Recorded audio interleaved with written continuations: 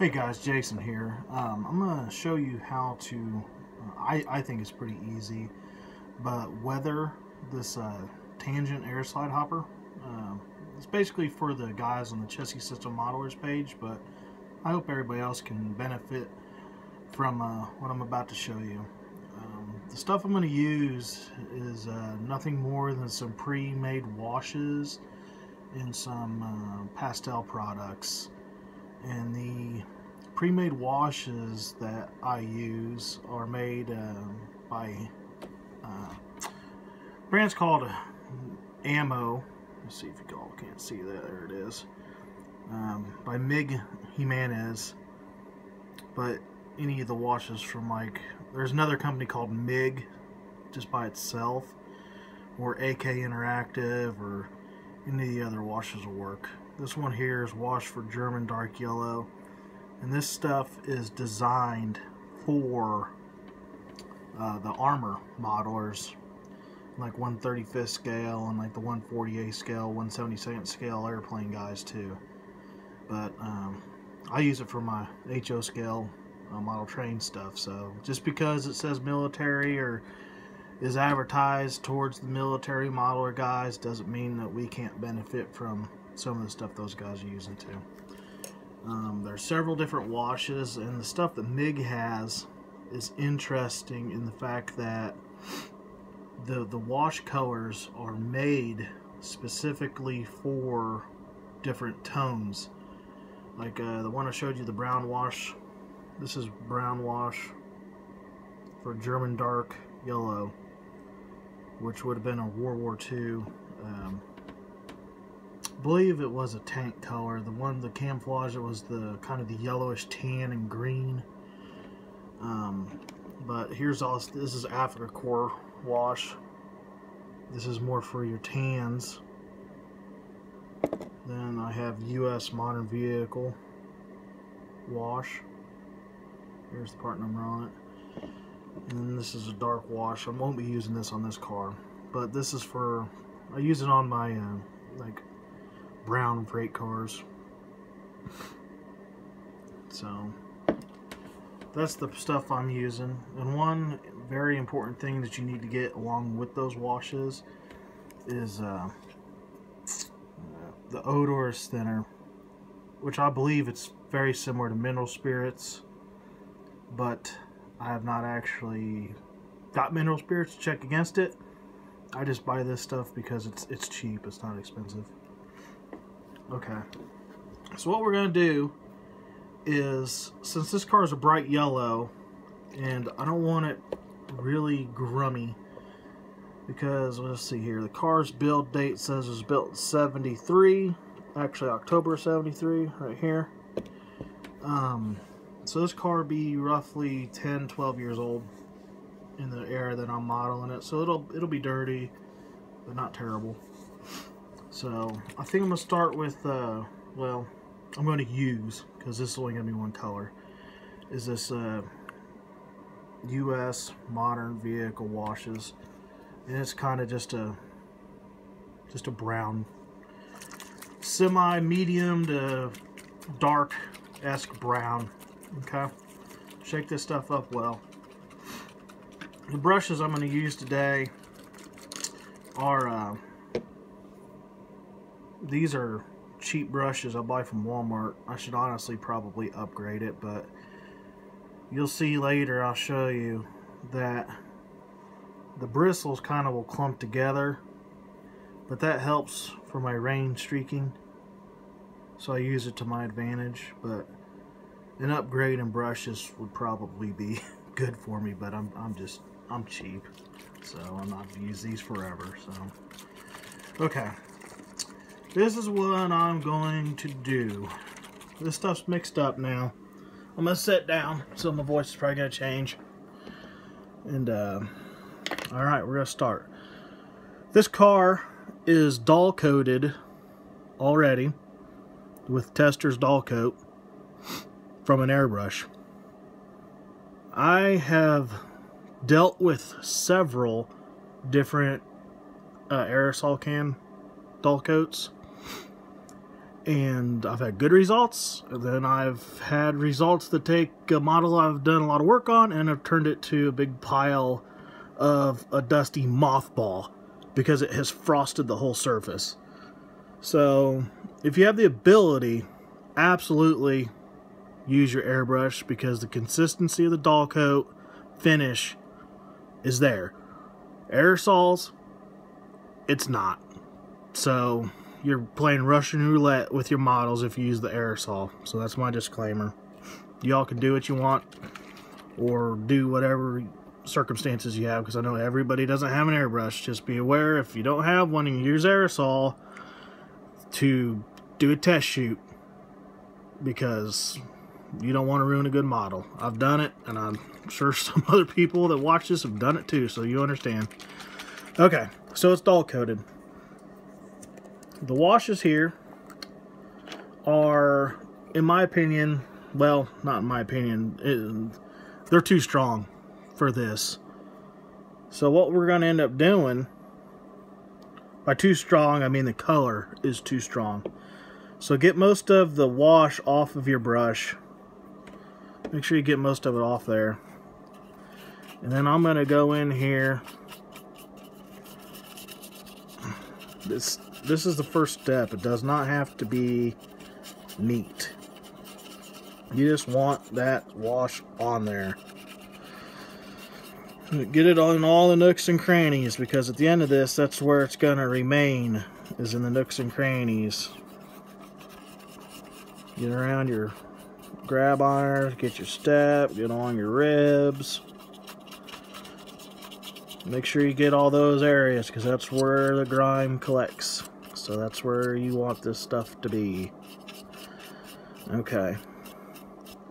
Now pull it down so it doesn't look so terrible, so you can kind of get an effect of what I mean by saying that the stuff is too strong.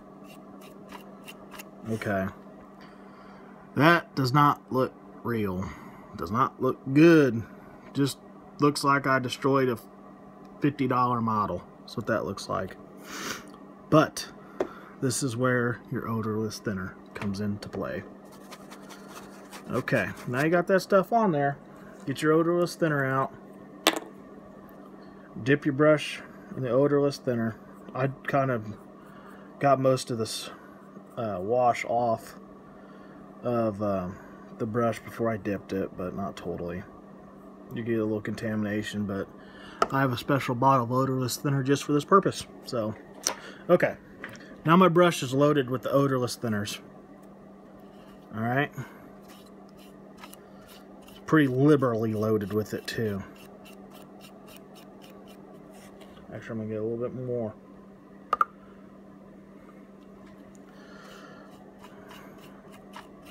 See how wet that is? Get her nice and wet. Okay. Nice and wet. Thin that material out. Okay. I'm constantly fighting dust in my finishes. But that's just part of the circumstances that I have to deal with. I'm just in a dusty old room here, so that looks a little bit better, but it's still too thick. So what I'm going to do is wipe some of the odorless thinner out of my brush. So what this is going to basically do now, my brush is pretty dry, and this will come back and it'll pick up the odorless thinner and wash excess that's on the paint. So this is where you're wanting to do vertical strokes. This is where it matters now, because this is going to be what your final product looks like. Okay. And there we go, big old hunk of dust. Try and get that off there. There we go. Okay. And just pull it down. This pulling down part seems easy, and it might be easy for you, but for me, it took a long time to actually be able to pull down and get the stuff somewhat vertical, because my natural hand movement was not straight. So I had to practice for quite some time, actually, to know what my hand's doing in order to get a nice straight vertical line. Okay, I'm kind of getting blinded by the glare in the room now. Okay, alright. This is one of them steps that you just got to play with. Hit that panel until you got her straight and get away from it.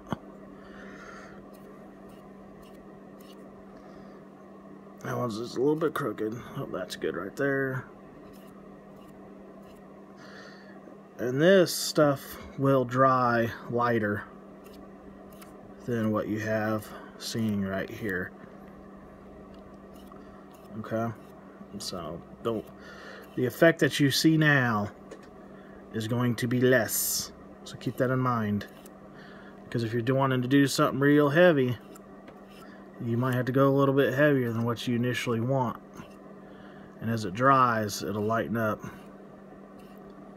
Okay, so we're pulling the stuff down. This panel's being kind of a pain here. It's a little bit too thick, and if you pull and wipe. If you have something that's just looking too grimy, pull down, wipe off. That removes it, because your brush, like I said, is removing product, which is what you're wanting. And on these models, you can take off the grab irons, but I'm afraid that I'm going to mess them up. So, actually, you can't even see that. I'll scoot this down there. There, now everybody can see. I'm working the grab irons, and this area here looks good there, but then I got this buildup right around my steps, which is somewhat prototypical, but you need to address it. It's too heavy. So what I'm going to do is I'm going to pull it down, and I think you guys can kind of see it's loading up, because the bristles of my brush are getting flicked as I pull down and unloading paint. So this is where I'm going to come in and lightly kind of stipple that, try and feather it out. From that top step, you can also go, instead of going from bottom down, you can go from the bottom up, which helps alleviate it. But you see the little build up right in here? Make sure that's up there in that ridge, because that's where it'll collect. So that's where you want it. You don't want it down here. And now that it's a little bit lighter, you can kind of come in here, blend that out a little bit. I'm going to take actually a dry brush. This is a little bit smaller guy, and just trying to blend that in.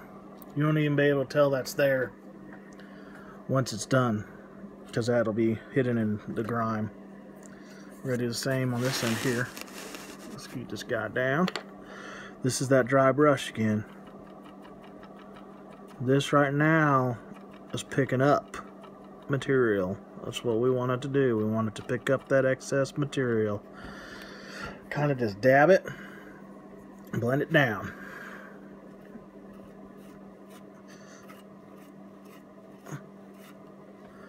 Always kind of be checking, looking, making sure your streaks are vertical, because if they're not, it won't look right. In real life, if you look at rain streaks, they're not always straight vertical up and down. They kind of waver a little bit. But in HO scale, it's so small that you'll never be able to notice the wavers. So do your best to get them straight. Okay, the underbody isn't as critical as what the top was. So we're just going to dip back into our wash with our bigger brush that we've been using previously. And I just come in and just coat it you're not trying to be super duper careful. Just get a nice wash on there. Nice wash of grime. Get the bolsters. Kind of hit your stirrups there. Get the frame back in here. We'll flip this little guy up so y'all can see it a little bit better. There we go. Okay, get all up in here. Be careful of your detail parts, because we're not paying $50 a piece for these cars to have them broken now, are we? So be careful.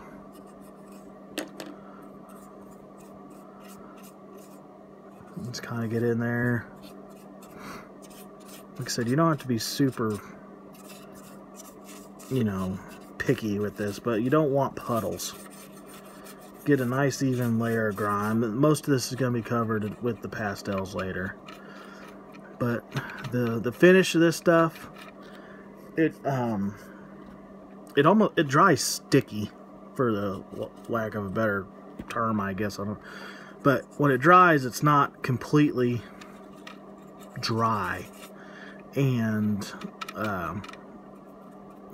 it'll be a really good glue per se for the pan pastels. So, like I said, try your best to avoid puddles. Flip it up, and on these guys here, kind of come in, get rid of the puddles down this area, the ridge where the hopper bays meet the flat bottoms. Get your frame rails in there, get your bolster plate, stirrup. Oh, I just messed that up a little bit. Just messed that up right here a little bit. We'll just take that dry brush, let's blend her in. So that pretty much, here, let me flip her up so you can see it a little bit better. There we go. That pretty much is it for this step. Now you would repeat this for the other side, repeat it for the roof, and then the end cages, or on this one just the ends. And in the next step,